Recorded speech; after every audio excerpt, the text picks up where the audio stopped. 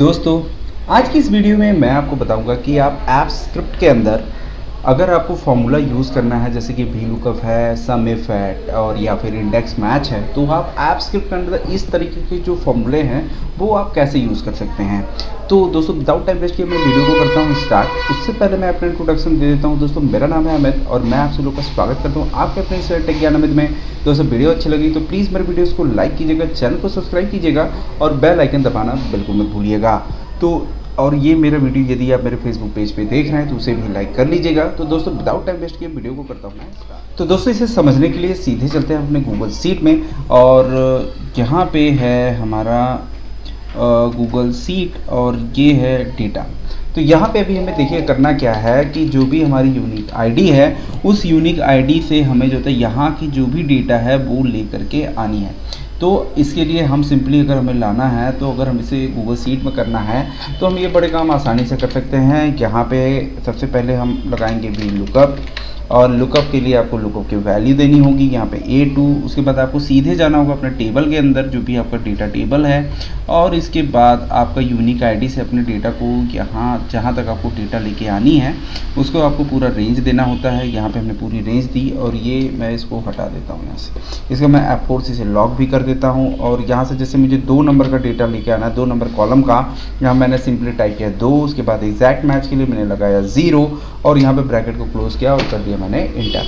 तो यहाँ पे वो डेट लेकर के आ गया। लेकिन जैसे ही मैं इसको अगर ड्रैग करता हूँ यहाँ तक, सपोज यहाँ तक लेके आता हूँ, तो देखिए यहाँ पे NA भी आ रही है, हैज़ NA का भी एरर आ रहा है। तो इस एरर को अगर हमें हटाना है तो सिंपली हम क्या करेंगे, यहाँ पे हम लगा देंगे इफ़ NA लगाने के बाद आप यहाँ पे डायरेक्टली यहाँ डबल इन्वर्टेड कॉमा में आप इसे ऐसे भी कर सकते हैं या फिर डायरेक्टली आप इफ़ NA को लगा करके ब्रैकेट क्लोज कर देंगे तब भी वहाँ पे ब्लैंक हो जाएगा। इसके बाद मैं इसको एक बार इसको ड्रैग करके दिखाता हूँ। तो देखिए वहाँ से जहाँ पे NA आ रहा था वो सारे हट गए। अब यहाँ पे चूँकि हमें ड्रैग करना है, हमें आगे भी लेके जाना है, तो हमें यहाँ पे कॉलम नंबर को भी चेंज करना होगा। तो अगर हमारा अभी ये देखें तो ये हमें 2 नंबर का कॉलम उठा करके मतलब अपनी डेटा वाले सीट से लेकर के आया, मतलब लाया हूँ मैं। तो इसको जो है हम यहाँ पे कॉलम फंक्शन का इस्तेमाल कर लेते हैं। आई होप आपको कॉलम वी लुकअप में कॉलम फंक्शन का इस्तेमाल कैसे किया जाता है आई होप आपको पता होगा। अगर नहीं पता है तो वी लुकअप का मैंने कंप्लीट ट्यूटोरियल बनाया है, आप उस वीडियो को जरूर देखिएगा। उसका लिंक मैं इस वीडियो में दे दूंगा तो आपको ये सारी चीज़ें समझ में आ जाएगी। तो मैंने यहाँ पे कॉलम लगाया और ये कॉलम भी हमें, ये चूँकि हमारा B कॉलम है और इस डेटा सीट में मेरा दूसरे नंबर पर, तो ये कॉलम को जिस भी सेल में हम लगाएंगे उसका कॉलम का पोजीशन बताता है। तो यहाँ पे ये अभी भी 2 नंबर ही हमको बताएगा। मैं इसको एक बार आपको यहाँ चेक करके भी दिखा देता हूँ। यहाँ पे देखिए कॉलम नंबर 2 ही बता रहा है। तो यहाँ पे हमने डायरेक्ट कॉलम का इस्तेमाल कर लिया और इसे हमें बार बार जो है यहाँ पे कॉलम को चेंज करने की ज़रूरत नहीं पड़ेगी। तो यहाँ पे अब ये देखिए हमें इसको ड्रैग करना है तो मतलब हमें रो को तो चेंज करना है लेकिन हमारा कॉलम जो है वो फिक्स करना है। तो यहाँ पे हम डॉलर का निशान दे देते हैं और ये हमारा डेटा बिल्कुल परफेक्ट हो चुका है। मैं इसको ड्रैग कर यहाँ से कॉपी करता हूँ और जितना भी रो तक आपको देना है, जितने भी कॉलम में इसे देना है वहाँ तक आप इसको सेलेक्ट कीजिए और Ctrl V से पेस्ट कर दीजिए। तो देखिए एक ही बार में सारे डेटा यहाँ पे आ गए हैं। ये काम आपको करना होता है गूगल सीट में तो बड़े आसानी से आप कर लेते हैं। लेकिन यही काम अगर आपको ऐप स्क्रिप्ट के अंदर करना है तो अब वो भी इसी फार्मूला का यूज़, मतलब ये जो फार्मूला है उसका यूज़ भी हम ऐप स्क्रिप्ट के अंदर कैसे करेंगे वो चीज़ इस वीडियो में हम समझने वाले हैं। तो इसके लिए हम सीधे चलते हैं टूल्स के अंदर और यहाँ से हम चलते हैं स्क्रिप्ट एडिटर के अंदर।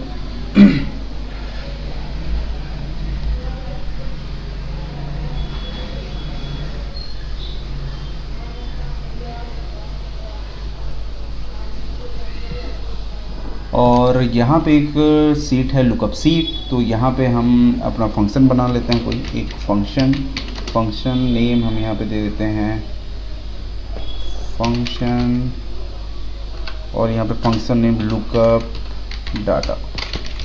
ये लुकअप डाटा, उसके बाद आपको ओपन क्लोज पैरेंथेसिस करना है। उसके बाद करली ब्रैकेट के बाद यहाँ पे आपको अपना जो भी फंक्शन इसके अंदर लिखना है वो आप लिख सकते हैं। तो जैसे मुझे अगर कुछ भी करना है स्प्रेडशीट के अंदर तो सबसे पहले मुझे अपने स्प्रेडशीट को एक्टिवेट करना होगा। तो इसके लिए मैंने वेरिएबल बनाया SS और SS में हम दे देते हैं स्प्रेडशीट ऐप और उसके बाद डॉट गेट एक्टिव स्प्रेडशीट और dot gate sheet by name. अब यहाँ पे आपको सीड बाय नेम मेथड भी यूज़ कर सकते हैं और गेट एक्टिव सीड भी यूज़ कर सकते हैं। तो फिलहाल यहाँ पे ज़्यादा बेहतर होगा आपको सीड, आपका जो सीड नेम है वो डायरेक्ट उसी को सेलेक्ट कर लें और यहाँ पे हमने दे दिया सिंगल इन्वर्टेड कॉमा के अंदर सीड का जो भी नेम है। उसके बाद यहाँ पे आपको सेमीकोलन देकर के लाइन को क्लोज़ करना है। अब यहाँ पे आपको जो भी स्प्रेडशीट है उसकी रेंज को लेना है, मतलब यहाँ पे रेंज लेने का काम ये होगा कि हमें किस रेंज में फार्मूला देना है। तो इसके लिए हम यहाँ पे लगाएंगे फिर से वैर। आप यहाँ पे लेट और कॉन्स्ट का भी इस्तेमाल कर सकते हैं, जो भी आपको सही लगे आप कर सकते हैं। तो यहाँ पे मैं ले लेता हूँ इस बार लेट, वैर लेट, और यहाँ पे मैं ले लेता हूँ एस डॉट गेट रेंज का मेथड इस्तेमाल कर, कैसे गेट रेंज मेथड का इस्तेमाल किया। उसके बाद यहाँ पे पूछता है रो और कॉलम। तो यहाँ पे चूँकि हमारा जो फार्मूला जो लगाना है मुझे 2 नंबर रो से लगाना है, कॉलम भी मेरा 2 ही है, तो 2 नंबर रो और 2 नंबर कॉलम। और उसके बाद पूछ रहा है कितने नंबर ऑफ रो आपको देना है। तो नंबर ऑफ रो हमारा हो सकता है कम या ज़्यादा हो, तो इसे हम डायनेमिक बना लेते हैं। तो S dot get last row method होता है डायनेमिक बनाने का। तो गेट लास्ट रो हमने यहाँ पे फाइंड आउट कर लिया। उसके बाद कितने नंबर ऑफ कॉलम आपको देना है ये फार्मूला, तो यहाँ पर हम सिंपली चलते हैं, जो भी हमारे हेडिंग्स हैं उतने ही दूर तक हमें देना है। तो यहाँ पे इसका बता रहा है काउंटिंग है 7, तो हमें 7 नंबर कॉलम तक ये जो होता है फिल करना है। तो यहाँ पे हमने लिख दिया 7। और उसके बाद यहाँ पर फार्मूला अप्लाई करने के लिए एक मेथड होता है सेट फार्मूला। यहाँ पे होता है सेट फार्मूला नाम का एक मेथड होता है, इसको आपको सेलेक्ट करना है। और इसके बाद जैसे ही आप ब्रैकेट को ओपन क्लोज करते हैं तो यहाँ पे बोलता है फार्मूला एज ए स्ट्रिंग। तो यहाँ पे आपको स्ट्रिंग के अंदर आपको अपना फार्मूला देना पड़ता है। तो यहाँ पे सिंपली आपको क्या करना है, यहाँ पे आपको इन्वर्टेड कॉमा को इस तरह से लगा लेना है दोनों साइड में, और यहाँ पे आपको जाना है जो भी फार्मूला अभी आपने लगाया था, ये वाला जो फार्मूला है इसी को सिंपली आपको कॉपी कर लेना है। यहाँ से आपको कॉपी कर लेना है और जस्ट आपको यहाँ पे ये जो इन्वर्टेड कॉमा है इसी के बीच में इक्वल साइन जो लगा, मतलब पूरा ही डेटा को कॉपी करके इसके बीच में डाल देना है। तो यहाँ पे ये फार्मूला आपका लग चुका है और मैं इसे जो होता है सेमीकोलन से जो होता है दे करके इसको क्लोज कर देता हूँ और इसको मैं सेव कर देता हूँ।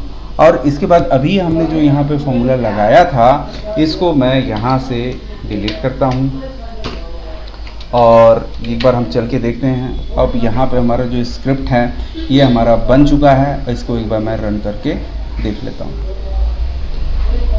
तो देखिए यहाँ सक्सेसफुली स्टार्ट और कंप्लीट हो चुका है। हम अपने स्प्रेडशीट के अंदर चलते हैं और ये देखिए आपका फार्मूला बिल्कुल परफेक्ट तरीके से लग चुका है। यहाँ से मैंने सारा डेटा भी हटा दिया था और जहाँ पे वैल्यू नहीं मिली वहाँ पे उसने ब्लैंक दिखा दिया है। तो इस तरीके से आप ऐप स्क्रिप्ट के अंदर फार्मूले का इस्तेमाल कर सकते हैं। तो उम्मीद करता हूँ आपको ये वीडियो समझ में आ गई होगी।